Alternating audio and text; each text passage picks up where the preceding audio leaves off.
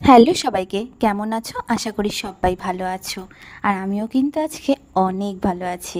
আর আজ আমি তোমাদের সাথে এসেছি একটা আনন্দ ভাগ করে নিতে। শুনেছি আনন্দ ভাগ করলে বাড়ে, আর দুঃখ ভাগ করে নিলে নাকি কমে। তো দুঃখের কথাটা না হয় বাদ দিলাম, আজকে আনন্দের কথাটাই বলি। আজকে ছিল জন্মাষ্টমী, আর সকাল থেকে প্রচণ্ড পরিমাণে বৃষ্টি। তো যাই হোক, বৃষ্টি ভিজে ভিজে আমি চলে গেলাম আমাদের দোকানে। এই দোকানটা আমাদের নতুন নেওয়া হয়েছে, আর দোকানটার ओम আজকে উদ্বোধন। तत्सवितुर्वरेण्यं কারণ এই भर्गो ভাদ্র মাসে এই দিনটা ছাড়া देवस्य অন্য কোনো ভালো দিন ছিল না, যার কারণে এই দিনটাতেই আমরা পুজোটা সেরে নিলাম ছোট্ট দোকানটা কোনো মতে গুছিয়ে। জানি জিনিসটা অনেক ছোট, কিন্তু এটা আমাদের কাছে অনেকটা আনন্দের আর অনেক আবেগের। তো যাই হোক, সকালবেলা পুজো সম্পন্ন হলো, সবাইকে প্রসাদ দেওয়া হলো।